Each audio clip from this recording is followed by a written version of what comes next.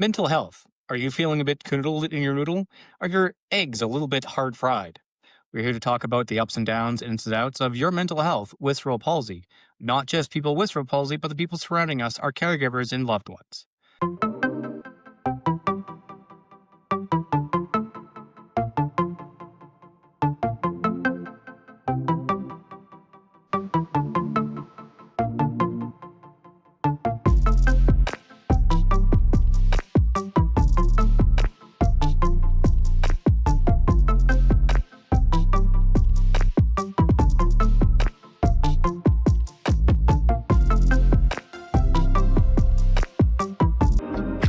Hi, welcome to Oops Palsy Podcast, the podcast where we discuss the realities of living with cerebral palsy.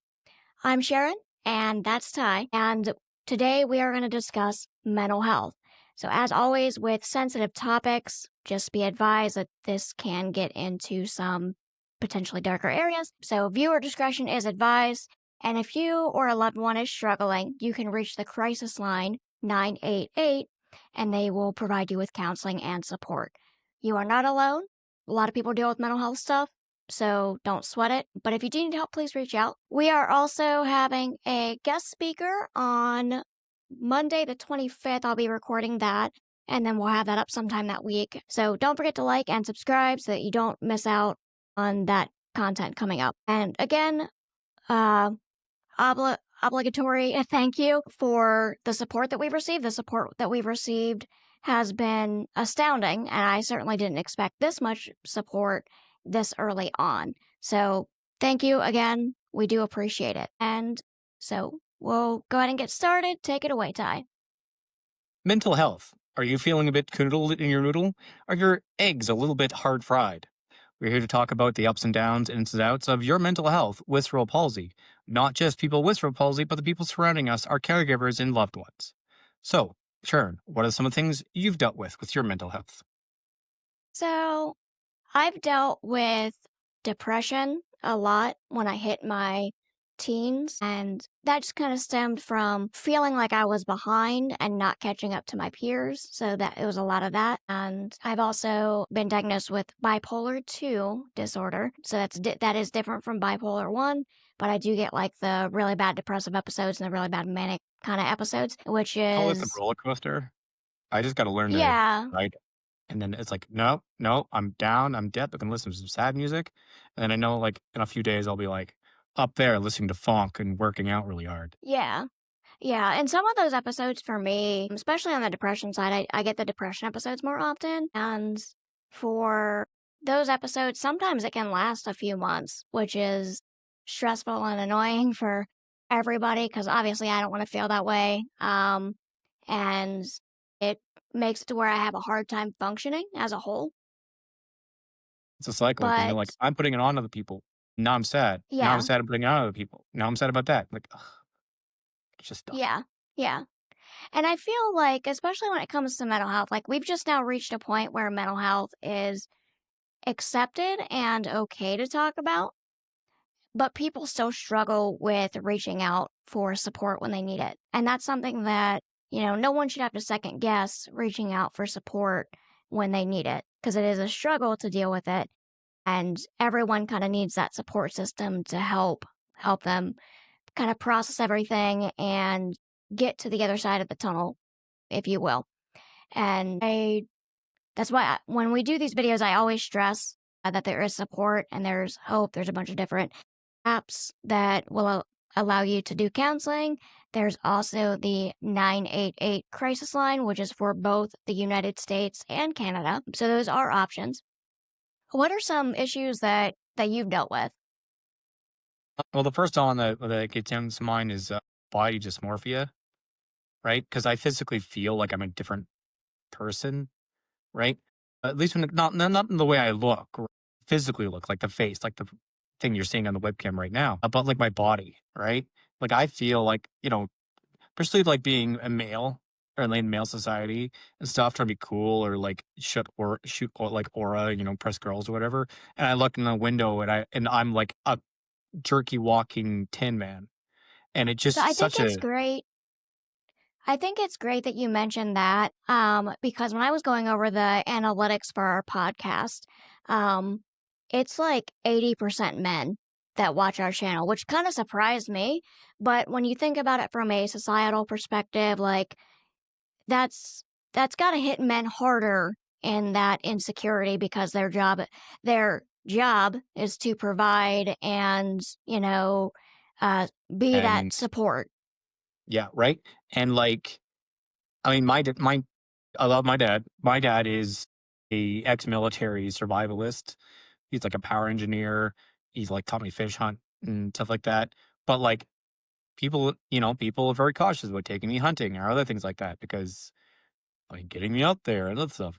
And like in the previous podcast, I mentioned about like not doing the calving season with my cousins and stuff like that, which like I was very aware of. And like being with the Yeah, females, like I have more female traits because with my disability, I did more female jobs and expectations and hung out with more women. And that affected my mental health as a man. Like, I mean, differently than other men. Just the fact that like being afraid, like I don't want to explain it exactly, but I understand women a bit more just because I am the weaker version. you've kind of surrounded your circle with mostly women, so Yeah, you and have that I understand understanding a the bit more than power most. imbalance, like Yeah, the power imbalance, and like, well, this when it's all about like men's thing, men's that, and it's like you really do not understand what women go through. Like, I'm not saying I completely understand, but just being like yeah, the weaker version, knowing that anyone could hurt me out there if they really wanted to, and being most socially fluent because I have to, there's no running away, right? Half my charisma comes from I have to talk my way to situations. There's no fighting, there's no that, there's no, and then like mentally as a kid, I'm like, well, I'm weaker. I'm like, I'm not worth much because like I'm not a man type of stuff, right?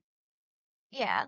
And I went through like similar things. Obviously, it's different because of the societal view of women being caregivers and being in that role of like helping and with household chores and doing like the lighter duties. And it's something that I struggled with as well because like I have a hard time. I have ADHD as well on top of the bipolar too.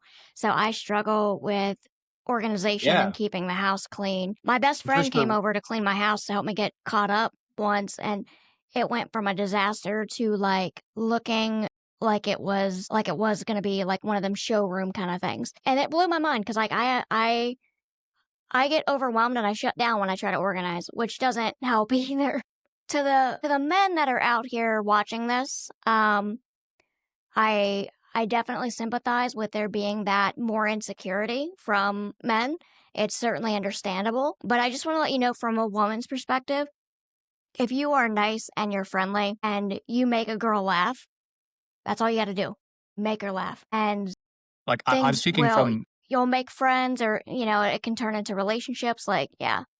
I'm speaking okay, so on this topic, right? Like again, I have a whole thing. I probably should have gotten to social media a lot before, but all these things, okay? Yeah, so what Sharon said was more or less correct because because of my dysmorphia, I pushed to do more things I could do more masculine. But I did spent not enough time around women and enough time actually, looking things up, not just assuming I know, right?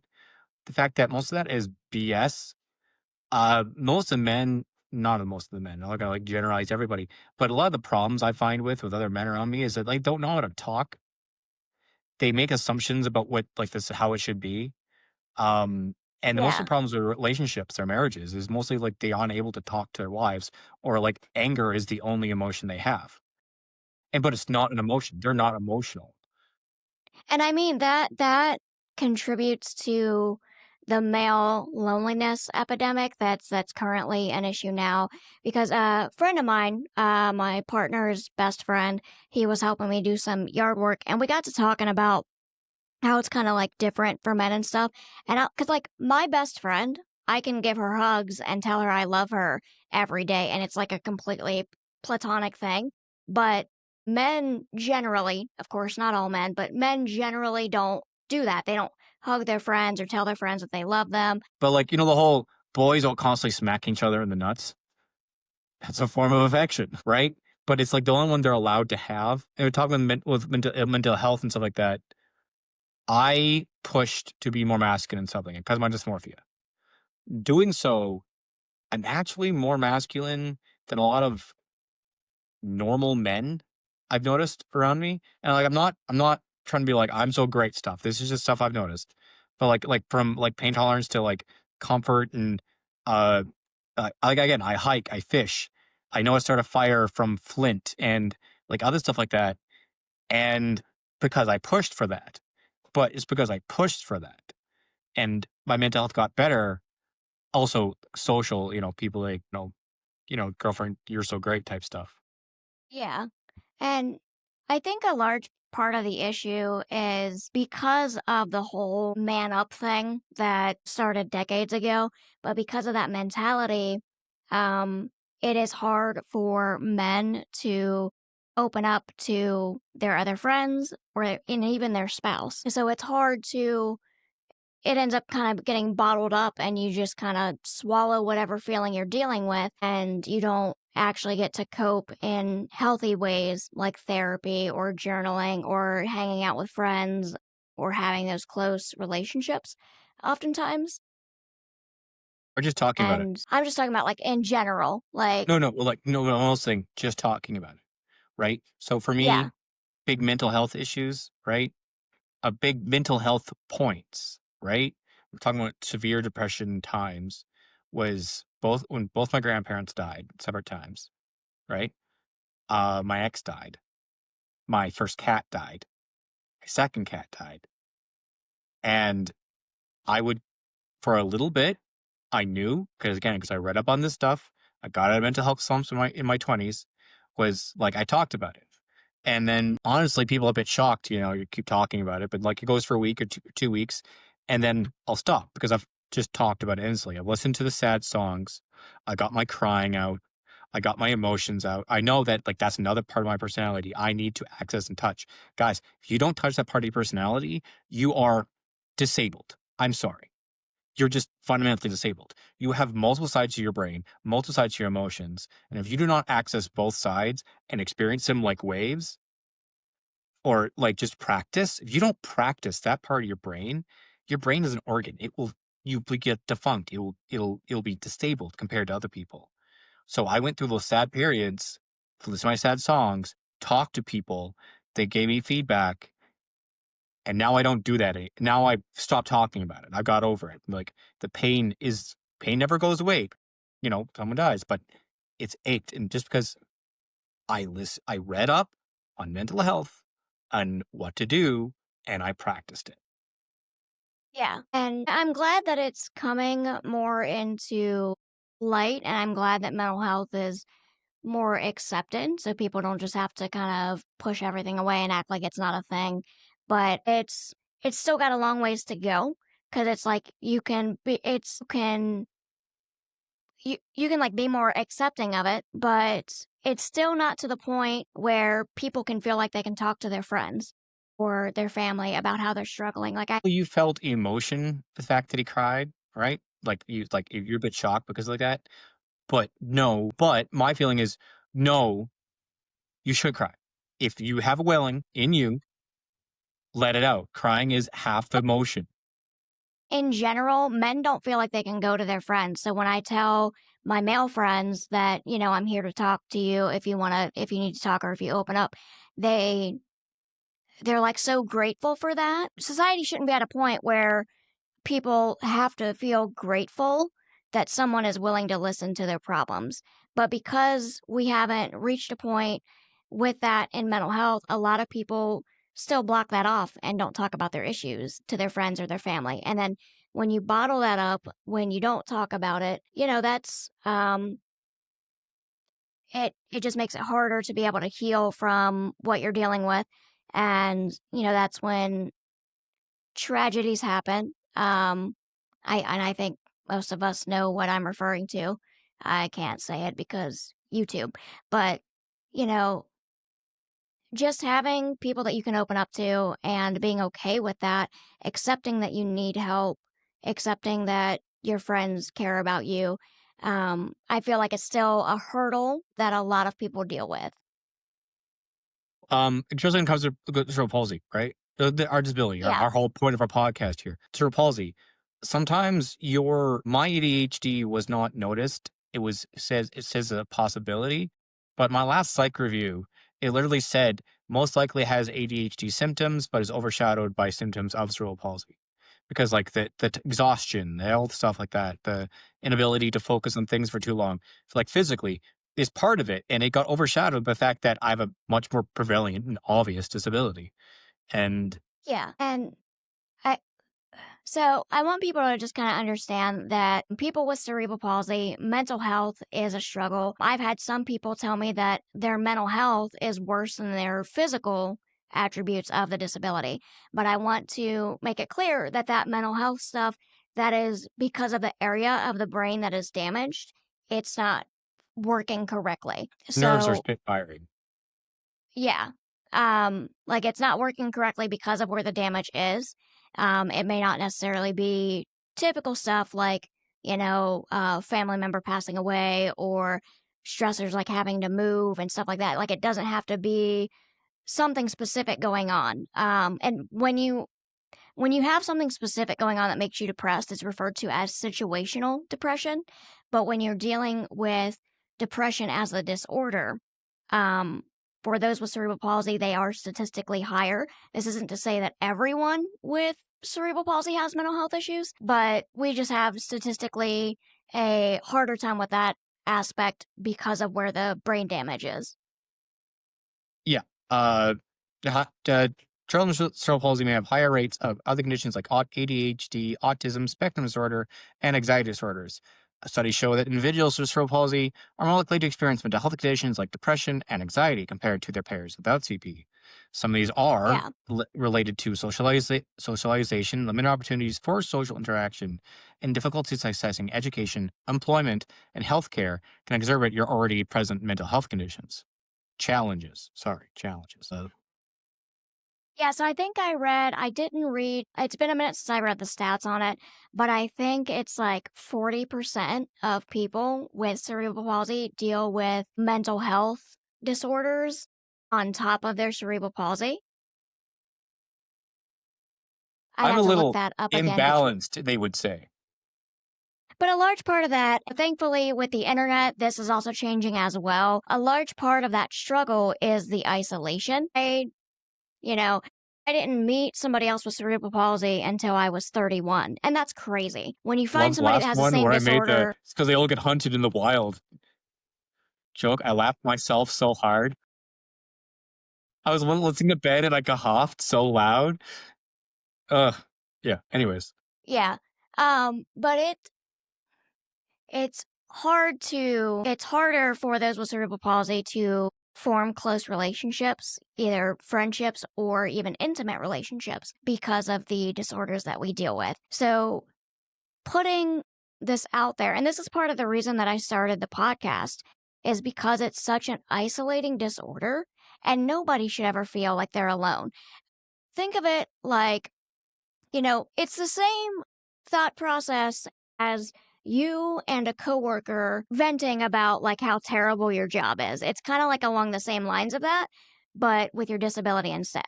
And you can kind of People have are like, somebody that, my own brother, okay? It's like, well, my old age is catching up to me and my bones are hurting. And I'm like, your bones are hurting. Tell me about it. I roll my eyes. And he's like, can you stop that? It feels like very unsincere about my issues. Like, because your issues are always worse. I'm like, oh, I'm sorry, like are.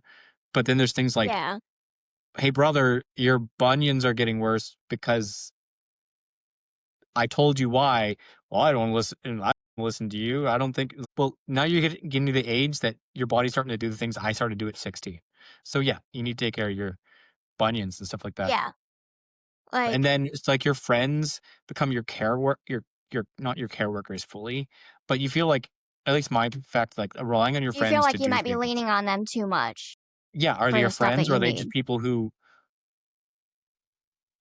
okay, example, teenage I had a hard time deciding whether a girl liked me or they pitied me, right? And it I can looking I can back, see my having that.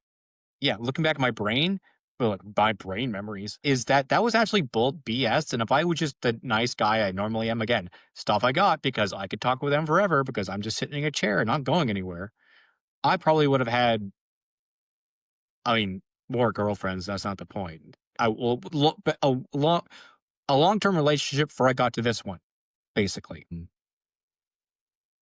But yeah, like, thinking girls You're along the lines of like, do they like me for me, or is this like a pity date, you know? And I dealt with that too. And especially when you're in school and people actually do the pity date and stuff.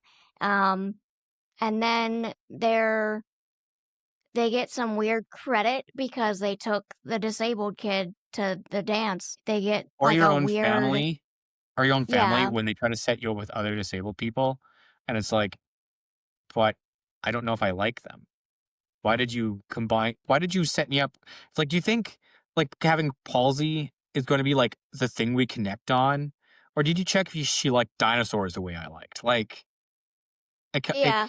Like and it's funny that you kinda mentioned that, because one thing when I was in high school and my partner and I had broken up at that time, that's he's the same one I'm with now, so obviously it worked out, high school sweethearts, yada, yada. But during a time where we were broken up, which is typical for high school relationships anyway, my mom tried okay, so the older ones are gonna know what this is. The younger ones, I don't think you're gonna know what this is. It it was before Facebook and people would ask for any kind of favors and jobs. It was Craigslist. Okay, Craigslist. And my mom was like, "Oh, just, put yourself out there, try to find somebody else." And she had me go on Craigslist. I'm like, "Mom, you're trying to get me murdered. You are trying to get me like." And yeah. yeah, the human trafficking site. What Well, was the other that was one? also at a time Nexopia? where Nexopia. what is Nexopia? Is that like a Canadian Craigslist? No, it was like an early version of a social media site, and kids would have their own pages and stuff like that. And then I would, like, do MSN chat and age, sex, location, and talk to girls that way. Oh my god. I'm oh my god, my ability to hold in a conversation is so much more ability over other, again, not generalizing all men, but, like, some of the more louder versions or expectations of men. My ability to hold in a conversation is my greatest attribute, and then but yeah, like, there's different social media sites, and I've had Facebook for so long, and now my kid's going like, "That's old person site. You should go to Snapchat." And now I talk to him only on Snapchat. And, oh my god, it's so Snapchat annoying to have multiple things I have to type to Snapchat different made people on. oh my god, Snapchat made me feel old AF. Like, I never figured out Snapchat, and I don't really get the appeal to it. Maybe that's because 'cause I'm not, like, one for selfies really and stuff like that, My like kid takes so but many selfies of me. Like, we're walking out, and he'll just take an up no shot of me and send it to his friends. His friends have seen my face in so many different things, and they know about me, and they talk about me, and I'm like, "Why do you do that? I don't need so it only fifteen-year-olds counts knowing as a about me." selfie if it only counts as a selfie if you take the picture. If he's Well, taking the picture, that's just a picture, man. That's he's like, not a "Stop," that's just I'm always make the funniest face so he can send it to his friends. yeah. That's great that you have that rapport. A lot of kids, especially Jesus, teenagers, I mean, that's the age where, like, they're getting rebellious, they're experiencing the world more. You get that kind of weird competition where, like, they want to branch out on their own, and then you have to kind of put the foot down often. I already had So it's discussion with him great that before he hit teenagerhood. Like, I just like, "I'm gonna give you your freedom, but it's I respect honor and respect out of you, but I know this period you need to explore and move and visit friends," and, like, he tells me, and we have a thing where he's not gonna do, like, weed until he's, like, 18, and I'm gonna hold him to that, and, like, he does energy drinks, and, like, I can't stop him from drinking his energy drinks, I'm like, "Dude, that's gonna wreck your system," and others like that, I mean, but it's like, I have to give him the I room to move, to expand, yeah. or he'll become resistant, and I don't need that in my son. Yeah. I have no room to talk when it comes to energy drinks because back when I worked in office at my previous employer, I would have like 2 to 3 bangs a day, and bangs are really high energy. It's like a monster with like 20% added to it. And I would have like 3 of those a day. One of the managers came over and legit was like, "Didn't you just have one of those?" And I'm like, "Yeah." And he's like, "Please don't have a heart attack while you're working." Like Bang, bang, he was like bang. legit Man, so many. concerned. It's like a mass shooting of energy Yeah, drink. I wouldn't. Yeah. Um, Bang, bang, bang. but yeah, I used to have, I need a lot of like energy like that to kind of stay uppity. And I think that's part of like my ADHD and part of the cerebral palsy because like caffeine is a diuretic. So caffeine actually does help with pain. It also dehydrates you. So you got to make sure you're drinking water on top of that as well. But yeah, But I have that's why I no don't. room to talk when it comes to energy drinks. So I don't get at my son for his energy drinks because it's like, look at me, I'm already having coffee. You know how many coffees I have? There's a baby there. Do I coffees I have every day? Try to get down to two. It's too much sugar. I don't want to have be getting up diabetic. Oh, my mom's an overeater. Oh, mental health. My mom's an overeater. Not anymore. I love you, mom. This is mental health stuff. Don't get mad at me. She like mental overeaters goes overeater anonymous, right? So I have a thing where like I only have certain sweets and stuff like that. And then if I feel sugar up here, my skin tingles if I eat too much sugar, like chocolates or whatever. I stop. I just stop, right? Because like I've seen the Have you effects talked of it. have you talked to a doctor about the tingling? Because that's kind of odd. It's my skin tingles, but I think it's more a mental thing where I was a teenager and I was like, sugar and fats create pimples, and then I have like a mental Okay. reaction, right? Okay. And that's I why I don't like just oil. I have the largest sweet tooth ever and I eat sweets so much and I don't think I've ever had any part of me tingle from it. I think It's maybe like talk to someone slight about that. skin itch, like near my cheeks, like blushing, but with like I ate too much sugar. Um, Yeah. and also my first cat died a diabetic. I learned to put needles in his skin to give him his insulin. Oh, poor guy. Oh, mental we're talking about mental health. My first cat died in my arms. He had at least 2 seizures, and his 3rd one, I'm like, "It's too late, he's in pain. We're gonna give him." So we drive to I have so many stories, and I'm gonna try to keep the tears out, but the more I talk about it, it's one of my mental triggers, and I know they're my mental Yeah, triggers. losing the hardest part of being a pet owner is they are family, and the hardest part is losing them. And I have a dog that is going on 11 now. If we're lucky, we'll get another 3, 4 years with him. But I've had this dog since I was a puppy, or since I was a puppy, Jesus, since he was a puppy. And Robert had got him for me because I was in a bad bout of depression after my mom had passed away. So he got me a puppy. And there were days where I only got out of bed because I had to let him outside. And to know that I am only going to get a couple more years with him makes me really sad. And one thing that my partner said that made a lot of sense to me, and he was like, it's kind of like being immortal and watching all your loved ones die, because pets don't have the same lifespan as We are humans. the So it's like, elves we are the elves to dogs as elves are to humans, basically. They are your entire life. You are their entire life. They are only a small fraction of ours. Treat them accordingly. yeah, yeah, My first cat, I got him when I was 19. My dad was mad because I just bought a kitten and he's allergic, but turns out he wasn't allergic to him specifically. He was like, my dad, conservative dad, it's like, I'm just going to snap its neck, da da da, threat, my conservative dad. But then, like, my brother goes, hold the kitten. My dad holds the kitten. Kitten starts purring. He's like, don't do it again. He walks out of my basement suite with the kitten and keeps him. Him and dad, my dad were best friends after that, right? I'm glad that that story turned out well. Conservative dads, you're going to hear a rancher dad say that, like, you don't take care of this animal and just want to put it down, right? Um, but he was my best friend when I didn't have friends. Like he moved to the apartment. Um, Yeah, and my son had when I sat my son over, he loved Spanky. He'd throw the ball down the hallway and chase him. He'd little baby boy giggling at him. And then he gets diabetes. My dad has to pay for me to get him assessed. And then I pay for the insulin, and he lived about a year or two more. And then his 3rd seizure. We day him to the vet so I can put him down, and my cat is in a bad shape. He's in my lap. He's in a bad shape, and we get up to the vet office, and he's having another one, and I go, "It's okay, buddy, you can go." And he shudders and stops moving. Yeah, And so no, he died before we even got into the vet office. And at the moment I said, "It's okay, you can go, buddy." And so my best friend died in my arms. He's a Jesus, cat, dude. but I'm so like sorry. Jesus. and then my other cat, other things like that. But that was the first real one. Um, yeah. That is, So the hardest part of being a pet parent is when it comes to that.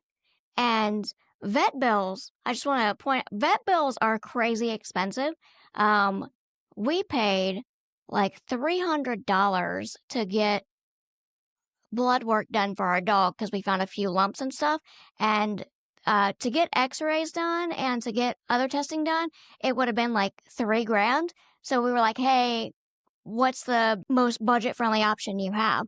Because they wanted that up front. It wasn't like you pay on it or whatever. So we got the blood test done just to see, and it ended up being like $300 just for a blood test, to a panel to see if anything popped up. we go Nothing off did, province but just to get our dog's teeth cleaned properly because it's cheaper in a small town, Meadow Lake, than it is in the big city here in the capital of our you province. can get, there's dog toothpaste, right? You can get dog toothpaste. Yeah, but when you need it removed or something, Oh, okay, yeah, yeah, yeah, yeah. I thought you were talking. actual Can you dental work, like okay, the veterinarian yeah, yeah, dental work, like yeah, not just getting it for a little bit of cleaning. yeah. Our Doberman we need to get checked out because he seems like he has a toothache. It's hard to tell because he's very he has a big personality, All and Dobermans do. it's hard to tell if he's bored or if he's having like a toothache or something. It's very kind of difficult to tell, but we'll have to get him checked out sometime for that. And I think that's the hardest part. Because I don't think that's something you're ever ready for as a pet owner. No. And my best friend just recently went through a health scare with her oldest cat, and she took that really hard. I mean, he seems okay now, but he is an older cat, so it's a time will tell kind of thing. And I mean, even I've had like scare episodes. Like I had my dog, my German Shepherd Husky mix. That's the one that's like 11, going on 11, and um, I had a scare where like I invited him to come up on the bed. I like patted the bed. I was like, all right, let's go to sleep. And he jumps on the bed and halfway up, he can't get up. And that's never happened before. I had to like physically pull him up on the bed. And so for a while I was like very emotional about that. He is fine now, but watching that kind of unfold is difficult, and it's kind of rough because our Doberman and our other dog are very attached. So we're going to have to get another dog like right The away animal's mental health. after, yeah. Let's see. Sorry, peeps, that got a little dark there. Yeah, but they're talking about mental health, right? Because both our animals, Yeah, at least for the they cerebral provide palsy, a lot of emotional support. Yeah. yeah, but it's also like people not taking care of us, we take care of them, right? So the reason, like, okay, not to talk about pets, you know, baby hand, right? Baby hand. Uh, For something those watching, for those listening on Spotify, Ty has a baby in his lap and he's pulling the baby hand up. Just uh, so you are aware and really not happy. wondering why he said baby hand. Baby hand. That's a secret code language we have. And taking care of something weaker than you that needs your care. As someone with cerebral palsy, oh my God, that matured me so fast because and my mental health Something, because no longer it was just everyone taking care of me and I'm taking the resources and you're not pathetic. I'm just like I'm saying my mental health at the time. I'm pathetic. I'm taking stuff. I'm not creating anything. I'm just dragging on people and have little things that rely on you. And then you're their everything and they don't see you any different. My kids never saw me as any different. They just saw me as yeah, uncle or dad. Like, yeah, it changed. It improves your mental health just a little, but yeah, don't do it yeah. No, just to improve mental health. Like they're living beings. You need to take care of them. yeah. Make sure that you are able to take care of it. Now, if you're not super mobile, you can always do like a gerbil or a pet rat or a hamster or a bunny, I have a things that are like striped low maintenance. salamander. That little bugger keeps trying to Yeah, bite the yeah. prongs whenever I feed him. Lizards. Lizards are very low maintenance as well. I'm not a fan of lizards, but yeah. Get a tortoise, it won't escape you that fast. So again, sad story time. I had a frog that I when I was a kid, I was helping my dad with some yard work and I found a frog that just hopped toward me and was chilling. So I and it was like this big. It was a very tiny frog. And I took it and I got like a little cage for it. I had like a pet frog. We took a bottle cap to give it water.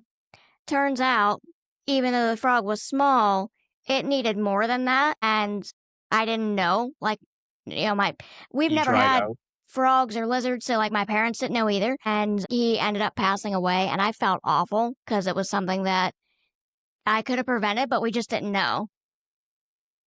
Yeah, so many, like, spiders and stuff I collected as a kid, and then knowing how to feed them right and stuff like that. Let's see, you're talking about sad stories with We have pets. a yeah, we have a jumping spider that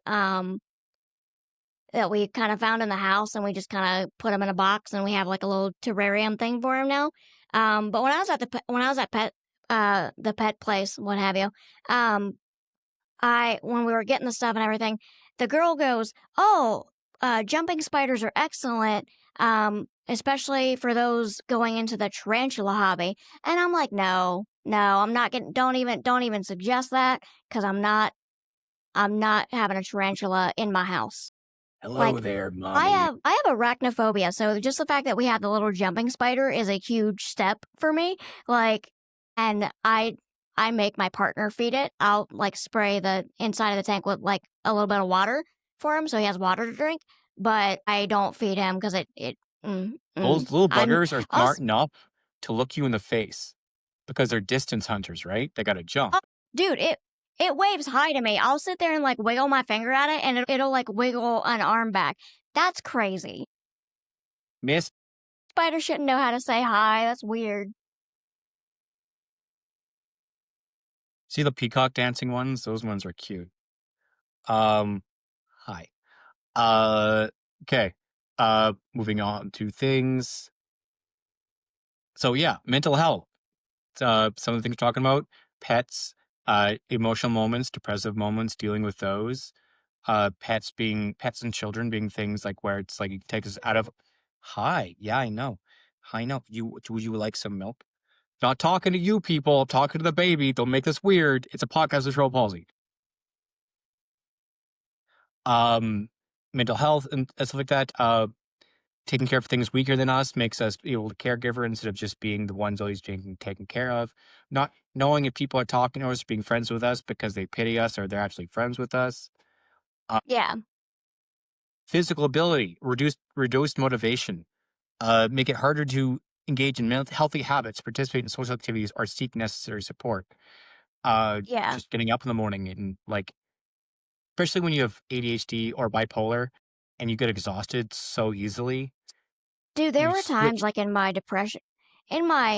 darker depression moments, there were times that I would just wake up mad that I still existed.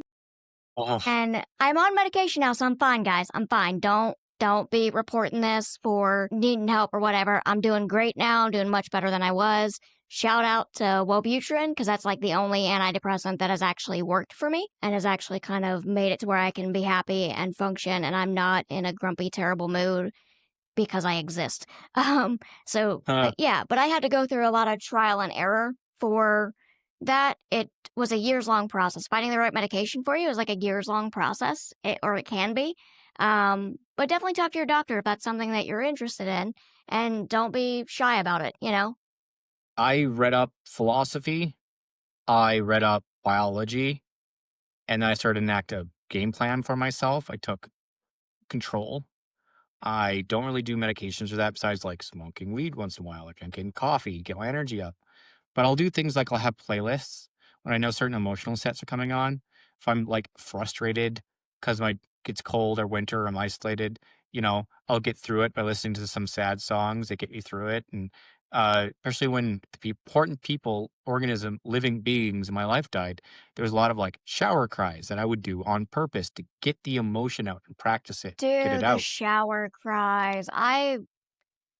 I have done so many shower cries. Like, it's, um, And I'm going to talk of it as a man because you shouldn't be afraid of that. You yeah, should not be afraid of that. That is a normal part of your mental health, and you should do it sometimes. yeah, And don't be afraid yeah. of talking about it. Don't even talk about it. People go, "Oh, Yeah, that's yeah, weird." you know, I'm sorry.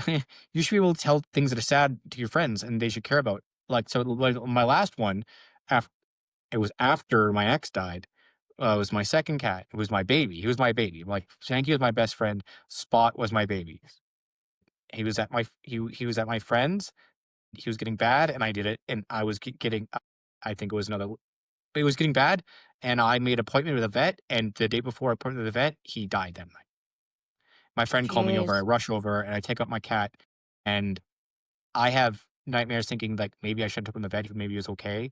Did I put him in the fridge to burn him, and he died in the fridge alone, type stuff.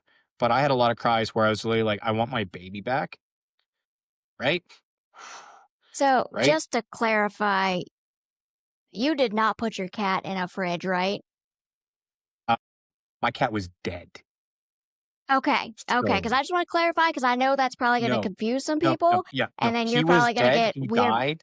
He was no and then you're heartbeat, no just response. He was dead. We just basically had the to make fridge sure he became didn't a more rot before I could cremate him. I have yeah, so it's two basically like a cat morgue ashes in my drawer, room right like now. yeah. I just wanted you to clarify that because I didn't want you to get, like, a bunch of comments, like, on our He's like, looking I didn't kinda want you to get a sickly, so I bunch of stuck him in the comments, fridge like, to make him feel attacking better. you. No, Yeah. no, yeah, so, like, actually expressing the emotion. Let's see. Oh, yeah, because and we're talking about experiencing emotion and your mental health because it can definitely impact your quality of life. Affecting ability to even to participate in activities we can do per day, building relationships. Again, the whole talking to girls and other stuff, and both me and Sharon, our relationships, because we kind of got over our mental health stuff and actually tried and talked to people and confided in people and achieving our And, personal goals. with mental health stuff, it is very trial and error, and that can get exhausting. Um, so just make sure that you're taking care of yourself and don't give up on trying. Just because something works well for me doesn't mean it's going to work well for the other person because it's a brain chemistry thing. Everybody's brain is different. So just because Wellbutrin works for me doesn't mean it's going to work for, other people I know. And some people have a bad reaction to Wellbutrin and some other medications. Um, but don't get frustrated with it being the trial and error. Don't feel like you're failing. It's just how brains are. And, just keep trying, keep talking to your doctor, keep reaching out for support. Um, I have friends that still, like, I have close friends that still, um, don't want to reach out to me for support because they feel like they're burdening me. And I'm like, that's what I'm here for. Like, I am your friend. I'm going to, that's what I'm here for. I started going, I will tell you if it's an issue. Until then, do not think it's an issue because it suddenly becomes more Yeah. annoying that you keep saying, I'm sorry, I won't burden you versus me I've got, actually caring. Like I care, but it's becoming yeah, annoying that you keep thinking you're a burden. I will tell you if you're a burden because that's how I expect my friends. I expect them to tell me the yeah. same way. And like Yeah, we're talking and about therapies and stuff like that. I would suggest sunlight. The vitamin D makes your skin produce happy endorphins. And then there's cognitive behavioral therapy, family therapy, play therapy, do therapy. But again, each one is different to each person, more than like the medication, right? Like some people might have better response to actually talking with family. A person might have better response to play therapy, actually doing some sport or game or something or yeah, practicing kinda take through your the mind off emotion. that like, what I would recommend for people that are dealing with depression and anxiety and stuff to that effect, outside of talking to your doctor, pick up some hobbies. Find some stuff that you really enjoy and can put your mind into it. So part of when I started the podcast, what kind of triggered that was I am on long term disability as of right now through my employer. And that was a huge process to adjust to. And while I'm on leave and everything, when I first started, I spent more time online and I'm just reading through all the cerebral palsy groups. And I'm noticing people are asking the same questions over and over and over because they don't know where to turn to, and their doctors don't really have a lot of answers on it.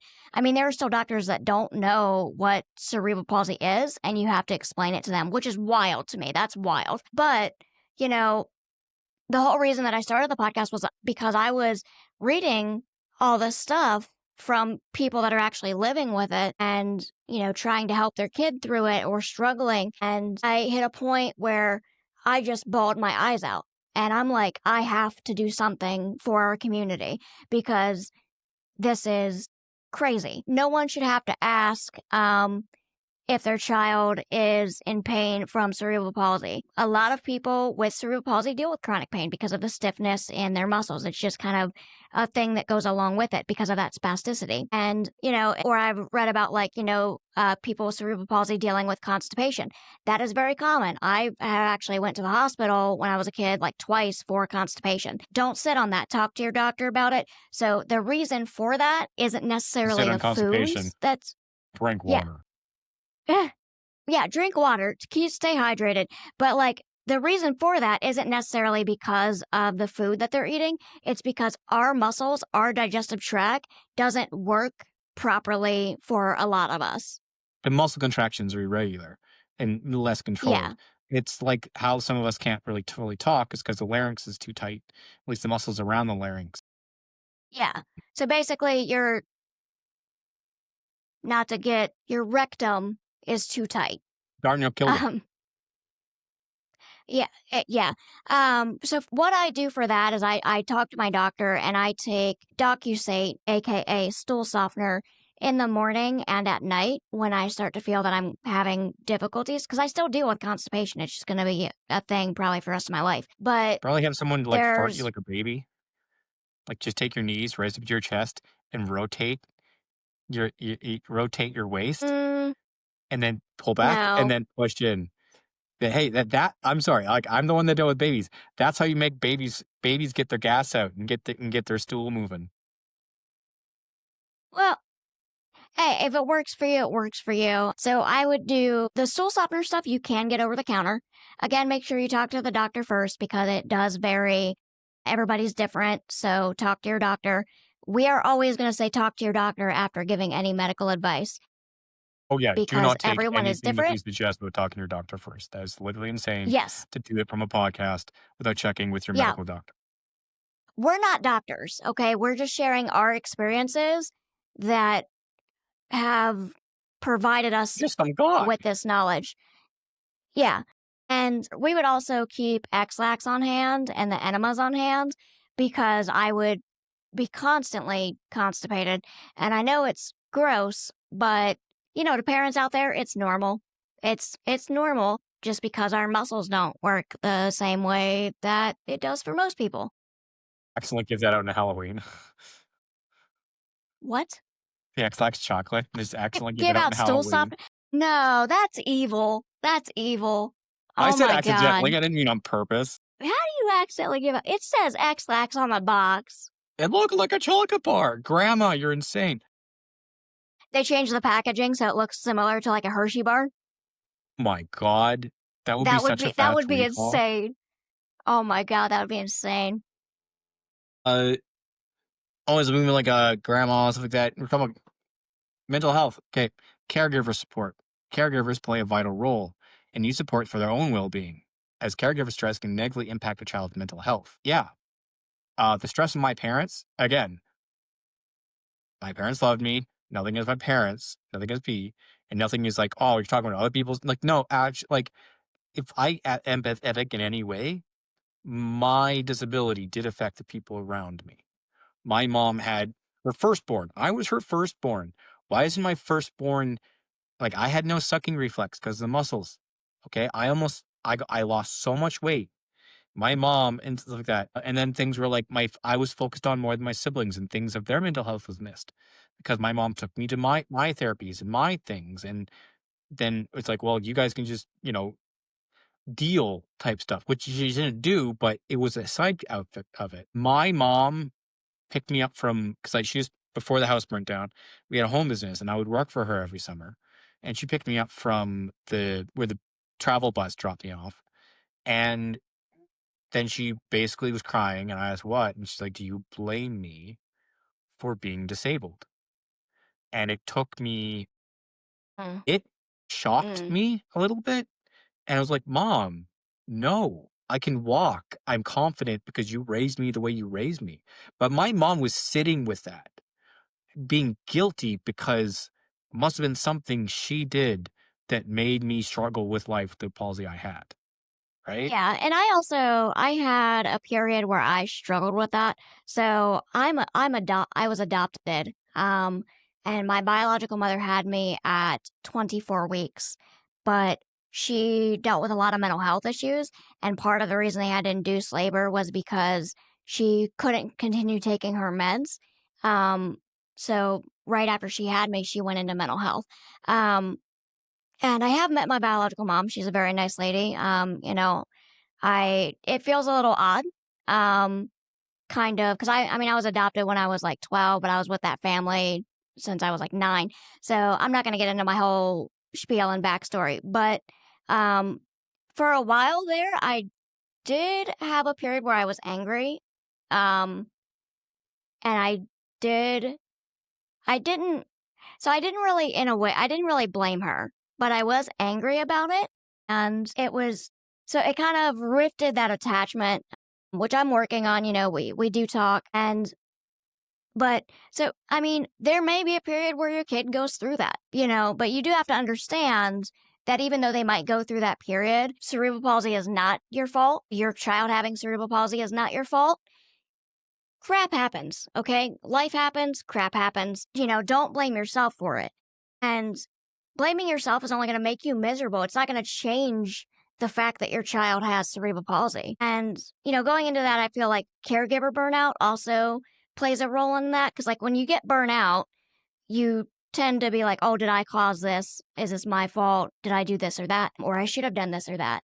And I just want, the parents and caregivers out there to know that it's absolutely not your fault. Crap happens, life happens. It's just the hand that some of us get dealt.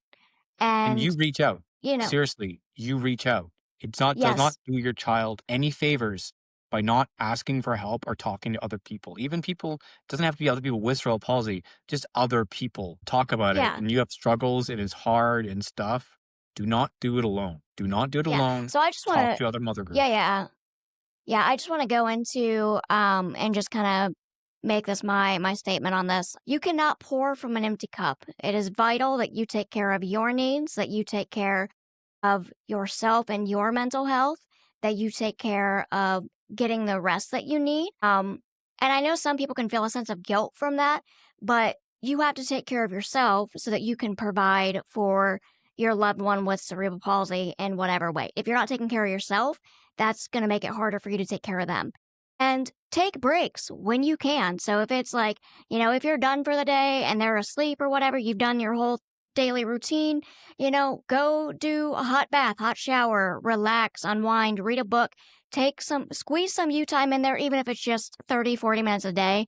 I know that's very hard to do during the day, but maybe like at night or get up earlier in the morning and just kind of have that me time because caregiver burnout is very real and a lot of people feel guilty about it, but it's not something that you should feel guilty about. It's a normal thing, but just make sure that you're taking the time to take care of you and your mental health as well. Yes. I guess Did another you side forget what? part of this. No, I'm reading off. Another part of this would be promoting social inclusion. We're talking about like talking to people, the caregiver burnout and stuff like that. Uh Look for inclusive environments and provide opportunities for social interaction can help reduce isolation and improve mental well-being. It's really hard being palsy. Again, through the previous episode, we're talking about distance and hard it is to get places. And I got to do one big event per day, otherwise I'm exhausted. And that definitely lowers your ability for your mental health. Let alone just quickly something here. Do, do, do. Okay. One of the most difficult parts of being disabled or chronically ill is realizing there really isn't much help out there. The medical system, the government, to your family and social networks, you're not going to get much care. There are no miracle cures, and most people won't believe you, or at best think you're being dramatic at least some of the time. There's a reason disabled people have their own culture and community, and this is part of it. That's why we're One doing of half this. us. And we're talking about like distance, right? Travel. Sometimes a disability is an all or nothing. You can either do an activity or you can't, but often it's much more complicated than that. Some disabilities come in waves, some acute attacks, some can technically do an activity, but it's going to cost them later with pain or worsening the syndromes. Let me finish. If something can do an activity one day, but tell you they can't the next, believe them. If you're a loved one, you can inquire as why you ordered them to understand them better. If you don't know the person well, best thing to say okay and leave it at that. Yeah, so I can definitely touch on that as well. So like I am on disability right now, and I know people are going to ask, "Oh, you do this podcast, why can't you work?" This podcast from us recording twice a week and editing takes me 3 hours a week max, and that's with everything included that I do. And I can work it around my physical health. So there are times where I have like inflammation flare ups and I can't move. There are times where like I will be too exhausted to focus on things, and I can work this podcast around when I'm feeling that way to make sure that I'm taking care of myself. But you can't do that with like a 9 to 5. You All right, guys. Well, thank you so much. That's all we have for today.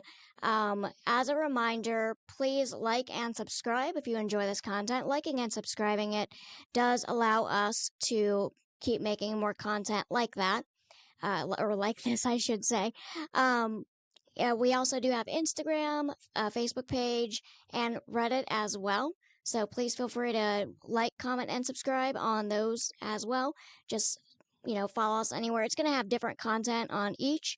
I'm still just getting those set up. We're doing And this then don't for forget, we you, do have our and we guest want to hear speaker coming from you. on next week. What? We are doing this for you, and we want to hear from you. This community is nothing unless we have feedback from you. So you give us your Yeah, input, give I us really, your stories. We'll tell it later and incorporate it into our podcast. But we definitely want to hear from you. yeah, so we are actively reaching out for people with cerebral palsy, parents, caregivers, etc., and nonprofits, the works, because we want to get more people on the podcast to interview and share their story. Um, and that's one of the main goals that I have with the podcast. That'll be for our A Day in the Life of segment. So the segment that's coming up for the week of the 25th, we will be interviewing Margaret, and that podcast will kick off our Day in the Life of series. So, um, that if you want to be interviewed, if you want to share your story, if you want to share your concerns, please feel free to email us at oopspalsy@gmail.com. Again, that's oopspalsy@gmail.com. Shoot us an email. We can prep some interview questions and get you all set up. And if you have any questions or concerns, definitely let us know. And thank you so much. So we're going to go ahead and end it for today. But y'all have a great time. Have a great day.